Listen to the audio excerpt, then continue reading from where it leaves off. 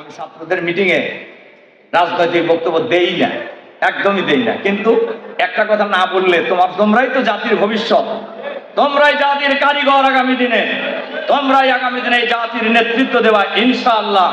মোহাম্মদ বিন কাসিম 17 বছর বয়সে সিন্ধু বিজয়ের নেতৃত্ব দিয়েছিল। এবারেও বাংলাদেশের ছাত্ররাই এই ফেসিবাদ বিরোধী আন্দোলনে ঐতিহাসিকভাবে নেতৃত্ব প্রদান করেছে।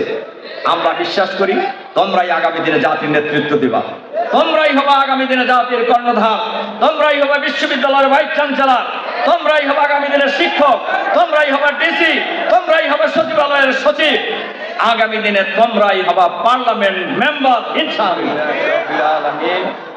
আসসালাতু ওয়াসসালামু আলা রাসূলিহিল কারীম ওয়া আলা আলিহি ওয়া সাহবিহি আজমাইন।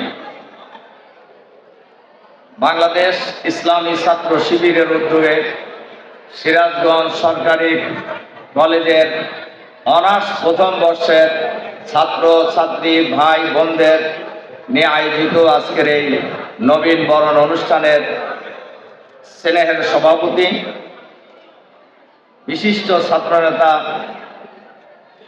জনাব ফয়সাল আহমেদ, আজকের এই নবীন বরণ অনুষ্ঠানে সম্মানিত প্রধান বক্তা ইসলামী ছাত্র শিবিরের কেন্দ্রীয় অফিস সেক্রেটারি, ঢাকা বিশ্ববিদ্যালয়ের সাবেক সভাপতি, আমাদের সবার প্রিয় সাবগাতুল্লাহ, উপস্থিত আছেন এই কলেজের সম্মানিত প্রিন্সিপাল, আমাদের সকলের পরম শ্রদ্ধেয় ডক্টর প্রফেসর আমিনুল ইসলাম,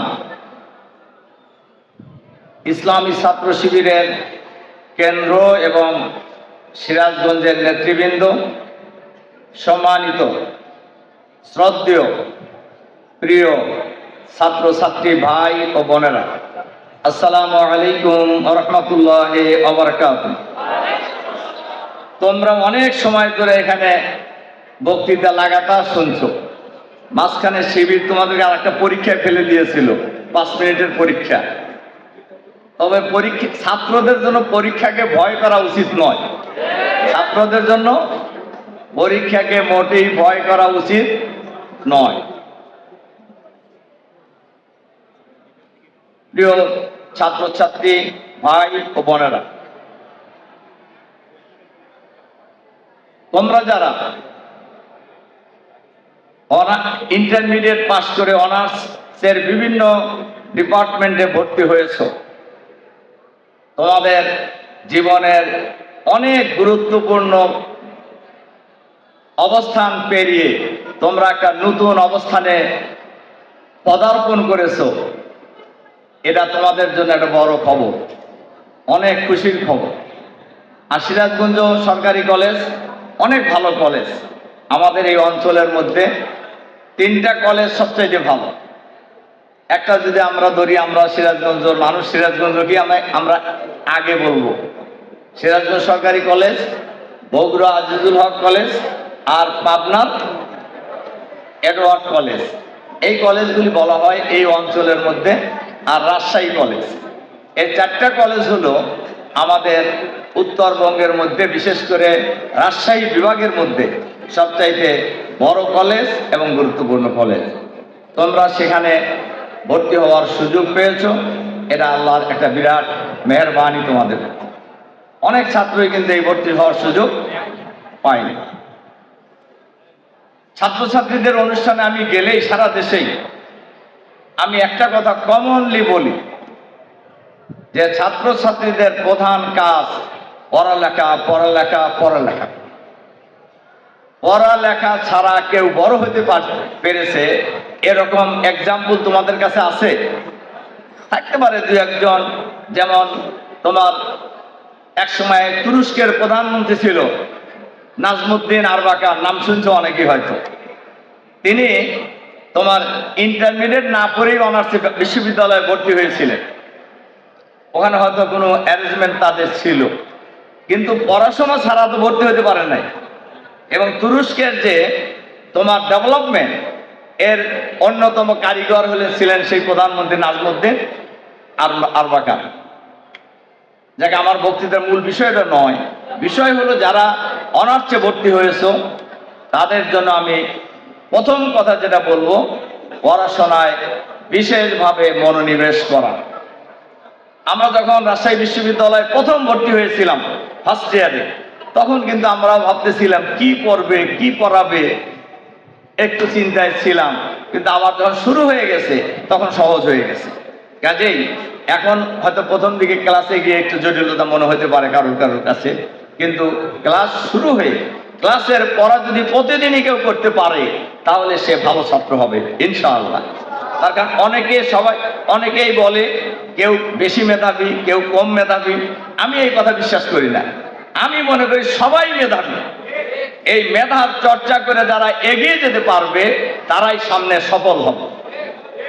আমাদের সময় রাজশাহী বিশ্ববিদ্যালয়ের এক ছাত্র ছিল, এখন অনেক সিনিয়র প্রফেসর হয়ে গেছে, প্রফেসর আসাদুজ্জামান।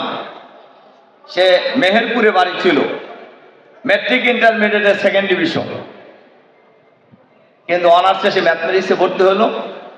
এমন ভালো করা শুরু করলো, অনার্সেও ফার্স্ট ক্লাস ফার্স্ট, রেকর্ড পরিমাণ ইউনিভার্সিটির ইতিহাসে রেকর্ড পরিমাণ নাম্বার নিয়ে, মাস্টার্সেও ফার্স্ট ক্লাস ফার্স্ট, রেকর্ড পরিমাণ নাম্বার নিয়ে বিশ্ববিদ্যালয়ে শিক্ষক হওয়ার সময়, যেহেতু তার আগে দুইটা ফার্স্ট ক্লাস নাই, ফোর্থ ফার্স্ট ক্লাস শর্ত, কিন্তু ডিপার্টমেন্টের চেয়ারম্যান বললেন আসাদকে যদি বিশ্ববিদ্যালয়ের শিক্ষক না করা হয় তাহলে তো চেয়ার টেবিলকে শিক্ষক বানাইতে হবে। পরে কিন্তু ভাইস চ্যান্সেলর ছাত্র শিবির বিরোধী ছিল, কিন্তু তারপরেও তাকে টিচার হিসেবে নিয়োগ দিতে বাধ্য হয়েছিলেন তখন। কাজে আমি আসাদের ঘটনাটা বললাম এই কারণে, এখন তার আসাদ বলা যাবে না, এখন অনেক সিনিয়র প্রফেসর হয়ে গেছে। তখন আমি তাকে আসাদ বলেই ডাকতাম। তো তাতে বোঝা যায় আগে খারাপ করছে, সামনে ভালো করতে পারবে না, এটা কারোর মনের মধ্যেই থাকা উচিত নয়। অনেকের মধ্যেই ঢাকা বিশ্ববিদ্যালয়ে পড়ার স্বপ্ন ছিল, রাজশাহী বিশ্ববিদ্যালয়ে পড়ার স্বপ্ন ছিল, অথবা আরো অনেক স্বপ্ন ছিল, হয়তো সেটা হয় নাই। কিন্তু সেই স্বপ্ন বাস্তবায়ন সামনে করার সুযোগ এখনো অনেক আছে। যেমন ঢাকা বিশ্ববিদ্যালয় রাজশাহী বিশ্ববিদ্যালয় থেকে পড়েও অনেক ছাত্রছাত্রী বিসিএস পাস করতে পারে না, কিন্তু আবার অনেক গ্রামের কলেজ থেকেও বিসিএস পাস করে, আছে কিনা? এই যে কয়েকদিন আগেই একজন সিনিয়র সচিব হিসেবে রিটায়ারমেন্টে গেলেন, আমাদের সময়কার ছাত্র, রাজশাহী বিশ্ববিদ্যালয়। খুব গরিবের ছাত্র, গরিবের ছেলে হওয়ার কারণেই তার ভাই রিক্সা চালায় পড়াইতো তাকে। তা আমাকে একদিন বললেন যে খান ভাই, আমার ভাইয়ের পক্ষে আর রিক্সা চালায় পড়ানো সম্ভব না। উনি জিওলজি মাইনিং এ ভর্তি হয়েছিলেন ইউনিভার্সিটিতে রাজশাহীতে। পরে উনি ডিগ্রি পরীক্ষা দিলেন কোন এক গ্রাম থেকে। সেই গ্রামের ডিগ্রি পরীক্ষা দিয়ে উনি অ্যাফেয়ার সার্টিফিকেট দিয়ে বিসিএস এ অংশগ্রহণ করছিলেন। এদিকে বিসিএস উনি পাস করে গেছেন, সার্টিফিকেট মূল সার্টিফিকেট তখনও রেজাল্ট হয়ে ফুল সার্টিফিকেট সে পায় নাই। পরে যাই হোক লম্বা কাহিনী। একজন ছাত্র গ্রামের নর্মাল কলেজে পরীক্ষা দিয়েও তিনি কিন্তু বিসিএস পাস করেছেন এবং সিনিয়র সচিব হিসেবে তিনি রিটায়ারমেন্টে গেছেন। তার নাম হলো শরীফুল আলম জিন্না। আমাদের খুব কাছের মানুষ ছিলেন। আমি যখন পাবনায় পড়তাম তখনও ছিল কাছের, এরপর রাজশাহী বিশ্ববিদ্যালয়ের ছাত্র যখন আমরা একসাথেই ছিলাম। তা আমি এই উদাহরণটা এই কারণেই দিলাম, এই দুইটা উদাহরণ দিয়েছি। একটা হলো একজন ভাই যদি মেধাকে যদি চর্চা করে তাহলে অতীতে যাই হোক না কেন সামনে ভালো করার যথেষ্ট সুযোগ আছে। আমি বিশ্বাস করি আজকে যারা তোমরা ছাত্রছাত্রীরা আছো তারা ভালো করবা। এখানে আরেকটা কথা বলতে হয়, তোমরা আবার রাগ করো না যে আমি ছাত্রীদের পক্ষে হয়ে গেছি। তার কারণ ছাত্রীরা পড়ালেখায় ভালো করতেছে, সারা বাংলাদেশে ছাত্রীরা ভালো করছে। মেডিকেলের ছাত্রীরা এখন বেশি ছাত্রদের চাইতে, কি ঠিক বলছি? হ্যাঁ। এবং আমরা এই যে ডাকসু নির্বাচন, জাকসু নির্বাচন, রাকসু নির্বাচন সামনের 25 তারিখে আমরা যখন বসছি ছাত্রদের সাথে, তখনও দেখছি ছাত্র আর ছাত্রী প্রায় একেবারে কাছাকাছি। তাহলে বোঝা যায় আগে যে কোনো সময়ের চাইতে আমাদের মেয়েরা বোনেরা পড়ালেখা অনেক ভালো করছে এবং তোমরাও ভালো করবা ইনশাআল্লাহ। এখন তোমাদের দায়িত্ব হলো খালি ভালো ছাত্র হয়ে ভালো রেজাল্ট করাই নয়, আমাদেরকে ভালো মানুষও হতে হবে। আমাদেরকে ভালো মানুষ হতে হবে। ভালো ছাত্র হলাম, ভালো রেজাল্ট করলাম, ভালো চাকরি করলাম, ভালো ইনকাম করলাম, কিন্তু আমি ভালো মানুষ হতে পারিনি। আমার পুরো জীবনই ব্যর্থ। আমার পুরো জীবন কি ব্যর্থ। এই যে আমাদের শিবিরের ঢাকা বিশ্ববিদ্যালয়ের সাবেক সভাপতি সেফগাতুল্লাহ বলছেন আত্মহত্যার কথা। আত্মহত্যা সাধারণ মানুষ বেশি করে না শিক্ষিত লোক বেশি করে? হ্যাঁ, শিক্ষিত লোক বেশি করতেছে। কারণ কি? কারণ হলো তার জীবনের মূল ঠিকানা সে খুঁজে পায় নাই। তার জীবনের আসল লক্ষ্য উদ্দেশ্যটা আগের থেকে সে নির্ধারণ করেনি। এজন্যই হতাশার সাগরে হাবুডুবুকে অনেক ডিগ্রি নেওয়ার পরেও আত্মহত্যা করছে। প্রিয় ছাত্রছাত্রী ভাই এবং বোনেরা, এটা হলো আমার প্রথম কথা। ভালো করতে পড়তে হবে। কোরআনেরও বক্তব্য, প্রথম বক্তব্য কি? একরা, পড়ো পড়ো পড়ো। এটা হলো 2 নম্বর কথা। হলো আমাদের এই দেশ বাংলাদেশ, 56,000 বর্গ মাইলের এই বাংলাদেশ, এই বাংলাদেশে সম্পদের অভাব নেই। অভাব হলো সৎ লোকের নেতৃত্বের অভাব, সততা এবং যোগ্যতার নেতৃত্বের অভাব। আমি অনেক জায়গায় এই বক্তব্য দিয়েছি।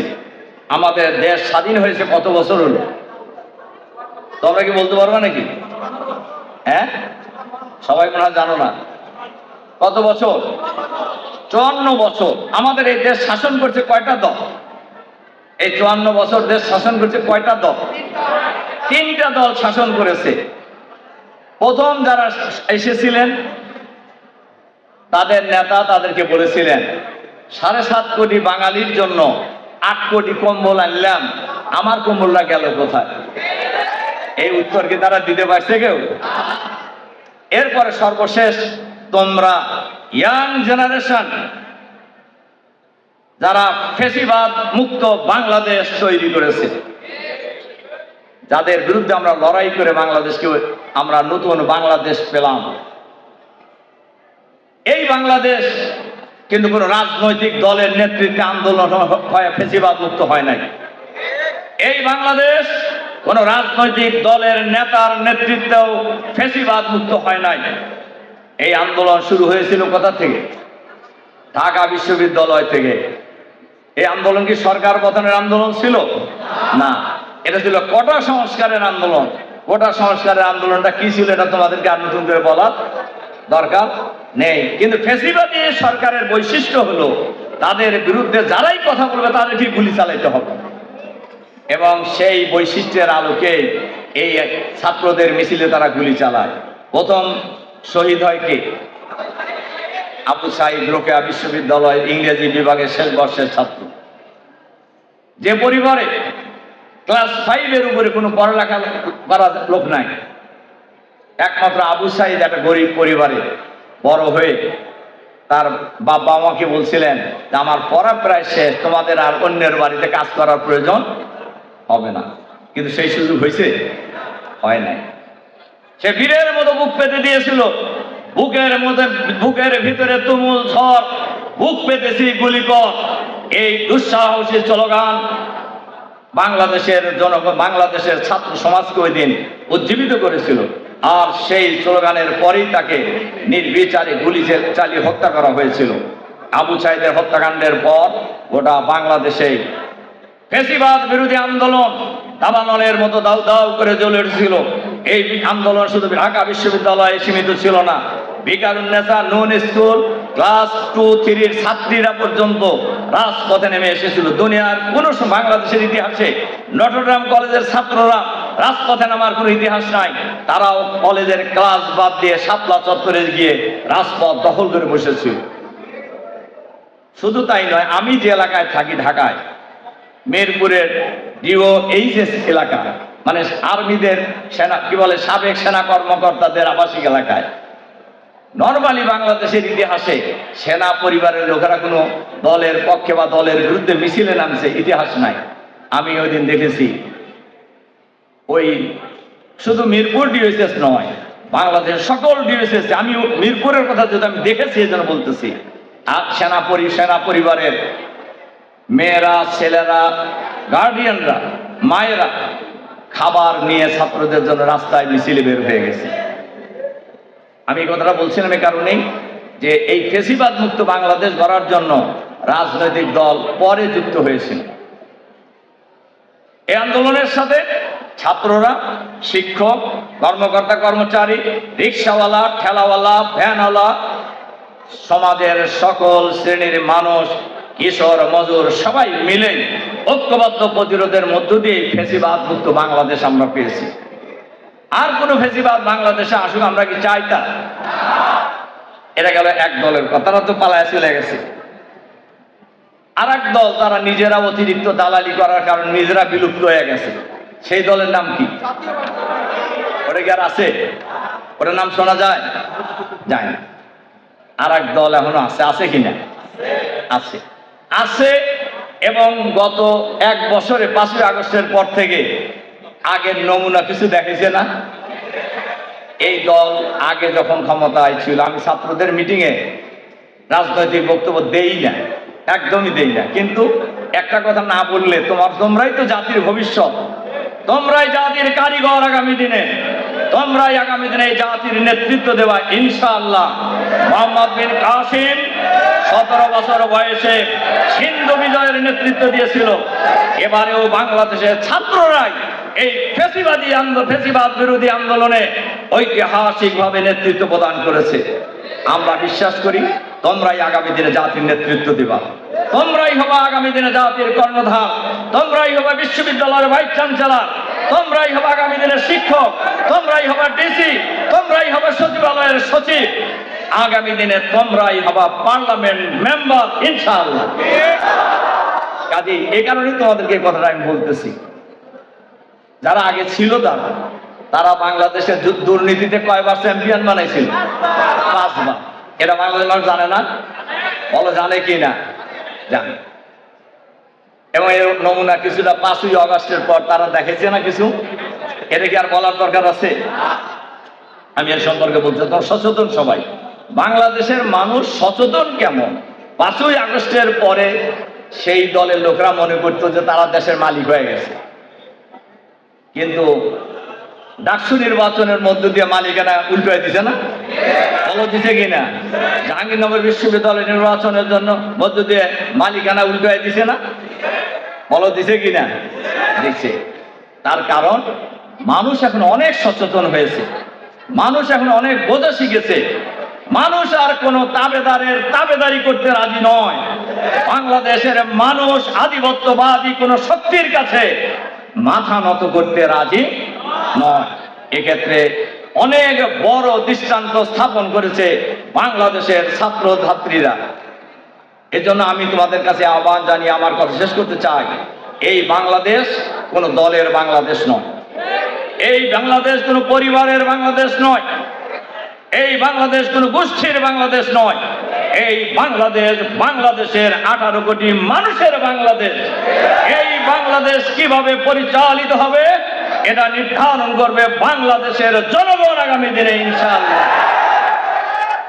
সম্মানিত প্রিয় ছাত্রছাত্রী ভাই এবং বোনেরা, আমরা নতুন বাংলাদেশ, অনেক রক্ত দিয়ে নতুন বাংলাদেশ পেয়েছি।